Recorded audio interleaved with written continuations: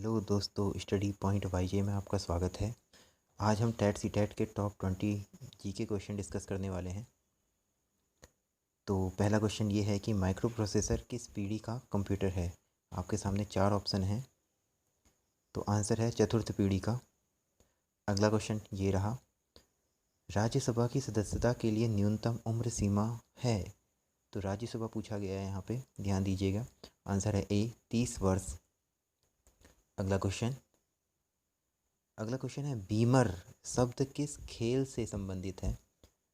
तो बीमर शब्द जो है वो है आंसर बी क्रिकेट।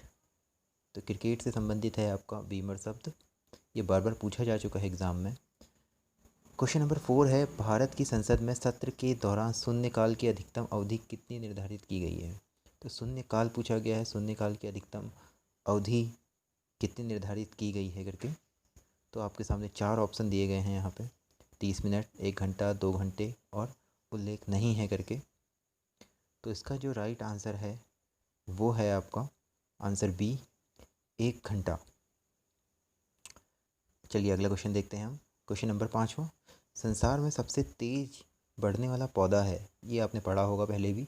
सबसे तेज़ी से बढ़ने वाला जो पौधा है वो है ए बांस। अगला प्रश्न देखते हैं हम। क्वेश्चन नंबर 6, किस अनुच्छेद में यह प्रावधान किया गया है कि संघ की राजभाषा हिंदी तथा लिपि देवनागरी होगी। हमारे भारत में राजभाषा हिंदी और देवनागरी के लिए अनुच्छेद बी 343 निर्धारित किया गया है, जो अनुच्छेद 343 में है। अगला क्वेश्चन देखते हैं। क्वेश्चन नंबर 7 ये है, नगर निगम का अध्यक्ष कौन होता है। ये हाल ही में पेपरों में पूछा गया था प्रश्न, नगर निगम का अध्यक्ष कौन होता है। तो मैंने इसमें डाला है, तो आंसर है इसका डी महापौर। क्वेश्चन नंबर 8 जो है वो दिया गया है, महात्मा बुद्ध को 80 वर्ष की अवस्था में 483 ईसा पूर्व में निर्वाण प्राप्त किया। किस नदी के तट पर उन्होंने शरीर त्याग किया था। शरीर त्यागने की बात हो रही है यहाँ पे, किस नदी के किनारे किया था। तो वो नदी का नाम था हिरणवती। आंसर डी इसका राइट आंसर है, याद रखिएगा। क्वेश्चन नंबर 9 देखते हैं, विश्व में क्रिकेट का मक्का के नाम से जाना जाता है। क्रिकेट का मक्का, बहुत बड़ा ग्राउंड है ये, इसे क्रिकेट का मक्का भी कहा जाता है। ध्यान रखिएगा विश्व में कहाँ पूछा हुआ है। तो आंसर है आपका ए लॉर्ड्स का मैदान। क्वेश्चन नंबर 10 जो है आपके सामने ये रहा, दिल्ली को एनसीटी राष्ट्रीय राजधानी प्रदेश संविधान के किस संशोधन से बनाया गया है। तो आपके सामने 4 ऑप्शन दिए गए हैं और राइट आंसर है इसका आंसर बी 69वां संशोधन द्वारा दिल्ली को एनसीटी द्वारा राष्ट्रीय राजधानी घोषित किया गया है। अगला जो क्वेश्चन है वो ये है, जापान का सबसे बड़ा द्वीप है। जापान की बात हो रही है तो सबसे बड़ा द्वीप वहाँ का होंशु है। अगला क्वेश्चन, किस देश ने हाल ही में अपनी मुद्रा का नाम बदलकर रियाल से तोमन किया है। ये बहुत इंपॉर्टेंट क्वेश्चन है, 100% चांस है इसके आने के। इसका आंसर डी है ईरान। पहले इसकी मुद्रा रियाल थी, अब तोमन हो चुकी है, याद रखिएगा ईरान। अगला है क्वेश्चन नंबर 13, हाल ही में कौन खेलों को उद्योग का दर्जा देने वाला भारत का पहला राज्य बन गया है। ये भी बहुत इंपॉर्टेंट प्रश्न है। तो आंसर है डी इसका, मिज़ोरम वो राज्य है।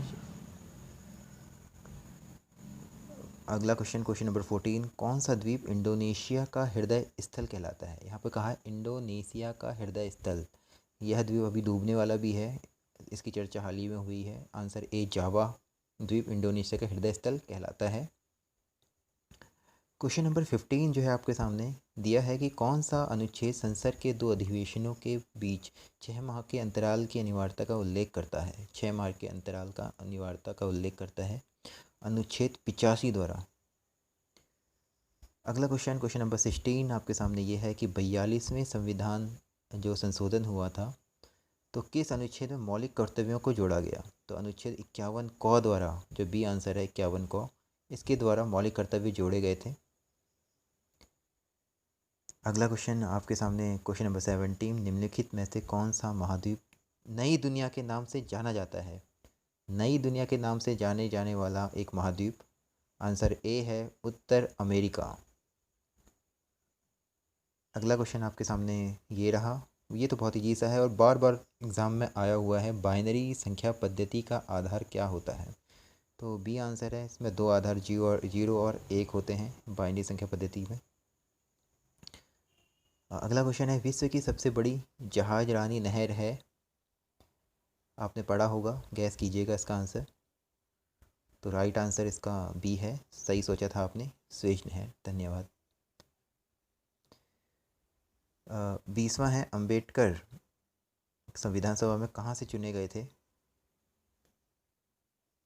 तो आंसर इसका है सी, बॉम्बे प्रेसिडेंसी।